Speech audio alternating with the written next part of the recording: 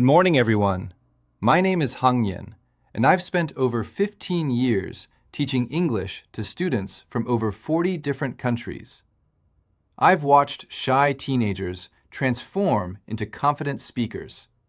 I've seen business professionals unlock career opportunities they never dreamed possible. And I've witnessed the profound moment when someone finally thinks in English for the first time, when the translation stops and the language just flows. But here's what fascinates me most. English isn't just a language. It's a phenomenon. It's a tool. It's a key that unlocks approximately 1.5 billion doors worldwide. Think about that number. 1.5 billion people speak English. That's nearly 20% of everyone alive on this planet right now. From the bustling streets of Mumbai to the corporate towers of Tokyo, from the universities of Berlin to the markets of Lagos, English connects us all. But why English? What makes this particular collection of sounds and symbols so dominant?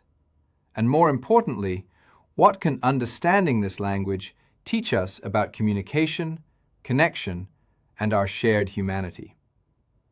Part 1. The surprising history of English. Let me tell you something that might shock you. English is actually a mutt. It's a beautiful, magnificent mutt of a language. If languages were dogs, French would be a poodle, elegant and refined. German would be a German shepherd, strong and structured. But English? English is the result of 1,000 years of different breeds mixing together in the most chaotic, wonderful way possible. It started with the Anglo-Saxons, Germanic tribes who invaded Britain around 450 AD, bringing words like house, bread, and water, the everyday words we still use. Then came the Vikings in the 8th century, adding sky, egg, and husband to the mix. But the real transformation happened in 1066, when William the Conqueror and his Norman French army took over England. Suddenly, the language split in two. The common people spoke Anglo-Saxon, while the elite spoke French. And here's where it gets interesting. This created the linguistic class divide we can still see today. Want proof? We eat cow, Anglo-Saxon, but the rich ate beef, bœuf. We raise pigs, but serve pork. We keep sheep, but dine on mutton. The poor people raised the animals, the rich people ate them. The language remembers everything. This hybrid nature is actually English's superpower. While other languages built walls to keep out foreign words, English threw open the doors and invited everyone to the party. We borrowed algebra from Arabic, tsunami from Japanese, safari from Swahili, and chocolate from Nahuatl. We're linguistic magpies, stealing shiny words from every corner of the globe. Today, English has the largest vocabulary of any language on Earth. Over 170,000 words in current use, with hundreds more added every year. Selfie, Googling, cryptocurrency. English doesn't just describe the world, it evolves with it in real time. Part 2. The architecture of English. Why it's beautifully bizarre. Now, let's talk about why English drives learners absolutely crazy, and why that's actually part of its charm. English spelling is notoriously chaotic. We have tough, through, though, thought, and thorough. 5 different pronunciations of We can read in the present tense, but we also read in the past tense, spelled identically but pronounced differently. We park in driveways and drive on parkways. The logic seems absent. But here's the thing. This chaos is a feature, not a bug. Unlike languages with strict academies that police every word, English is democratic, messy, wild, and free. It belongs to everyone who speaks it. A teenager in London, a programmer in Bangalore, and a teacher in Rio de Janeiro are all equal owners of English. They shape it, change it, and make it their own. And the grammar? English grammar is surprisingly simple compared to many languages. We don't have gendered nouns like French or Spanish. A table isn't masculine or feminine. It's just a table. We don't have complex case systems like German or Russian. We don't have formal and informal you like in so many other languages. Instead, English achieves complexity through word order and context. Dog bites man is news. Man bites dog is really news. Same words, completely different meanings, all because of position. We also love our phrasal verbs, those little combinations that perplex learners. Give up, give in, give away, give out. One simple verb, 4 completely different meanings. It's like linguistic Lego. We build infinite meanings from simple building blocks. Part 3. English in the digital age. Here's where things get really exciting. We're living through the most dramatic transformation in language since the printing press, and English is at the center of it all. The Internet speaks English. Approximately 60% of all websites are in English, even though native English speakers make up only about 5% of the world's population. This means English has become the lingua franca of the digital age, the common language that connects us all. But something remarkable is happening. The Internet isn't just spreading English, it's changing it. Emojis are becoming a universal language layer on top of English. LOL, OMG, and YOLO have transcended their origins to become global expressions. Texting has created new grammar rules. Periods can seem aggressive. Capital letters mean shouting.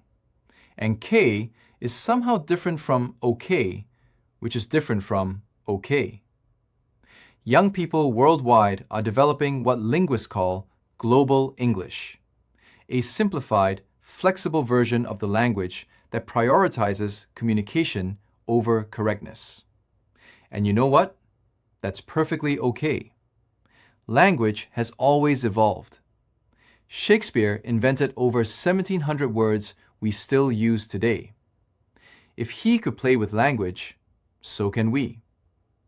Social media has also democratized English learning in unprecedented ways. You can watch English YouTube videos, listen to English podcasts, and chat with English speakers from anywhere in the world, all for free. The traditional gatekeepers of language, the expensive schools and formal exams, are losing their monopoly. Part 4. The real power of English: connection and opportunity. Let me share a story that illustrates why English matters beyond vocabulary and grammar. 3 years ago, I taught a student named Maria from a small village in Colombia. She worked in a local coffee shop and had never traveled more than 50 miles from her home. Her English was basic: present tense, simple sentences, lots of mistakes. One day, a group of American tourists came into her coffee shop. They were lost, frustrated, and couldn't communicate with anyone. Maria, despite her nervousness, helped them in broken but enthusiastic English. They were so grateful that they left her a generous tip and encouraged her to keep learning. That interaction changed everything. Maria realized that English wasn't just a subject in a textbook. It was a bridge to the world. She studied harder, practiced with online language partners, and eventually got a job with an international company. Last year, she traveled to 3 different countries. This year, she's managing a team of 15 people. English didn't just give Maria a new language. It gave her a new life. And Maria's story isn't unique. I've seen it happen hundreds of times. English opens doors to economic opportunity, Studies show that proficiency in English can increase earning potential by 30 to 50% in many countries. Educational access. The majority of the world's top universities teach primarily in English. Most academic research is published in English. Cultural exchange. English gives you access to books, films, music, and ideas from countless cultures. Global citizenship. English allows you to participate in international conversations about climate change, human rights, technology, and every issue that affects our shared future. But perhaps most importantly, English builds empathy. When you learn to express yourself in another language, you learn to see the world through different eyes. You become more patient, more curious, more open to perspectives that challenge your own. Part 5. The Future of English. So, where is English headed? Will it remain the global language, or is its dominance temporary? Some linguists predict that English will eventually fragment into multiple Englishes, distinct varieties like Indian English, Nigerian English, or Singaporean English, each with its own rules and character. We're already seeing this happen. Prepone, the opposite of postpone, is perfectly normal in Indian English, but sounds strange to American ears. Others believe artificial intelligence will make language learning obsolete. Why learn English when your phone can translate in real time? But here's what I believe. Technology will never replace the human need for connection. Speaking someone's language, really speaking it, with all its nuances and emotional resonance, creates bonds that algorithms can't replicate. When you learn English, you're not just learning to exchange information. You're learning to share experiences, jokes, dreams, and humanity. The future of English isn't about domination or replacement. It's about evolution and inclusion. English will continue to absorb, adapt, and transform. It will belong even more to the global community of speakers who shape it every day through their conversations, creativity, and courage. Conclusion: your English journey. As we wrap up today's presentation, I want to leave you with this thought. Every word you learn, every sentence you speak, every conversation you have in English is an act of courage and connection. You're not just memorizing vocabulary. You're joining a global conversation that spans continents and cultures. You're not just studying grammar. You're building bridges to people you've never met in places you've never been. English isn't just about the words themselves. It's about what those words can do. They can tell your story. They can share your ideas. They can change minds, touch hearts, and transform lives, starting with your own. So embrace the challenge. Laugh at the mistakes. They're proof you're trying. Celebrate the progress. Every small step forward is a victory. And remember that every native speaker you meet was once just like you, struggling to form their first words, their first sentences, their first conversations. The cliff I mentioned at the beginning? You're standing on it right now. The English language stretches out before you like an endless horizon of possibility. And here's what I'm telling you. You can jump. Thank you.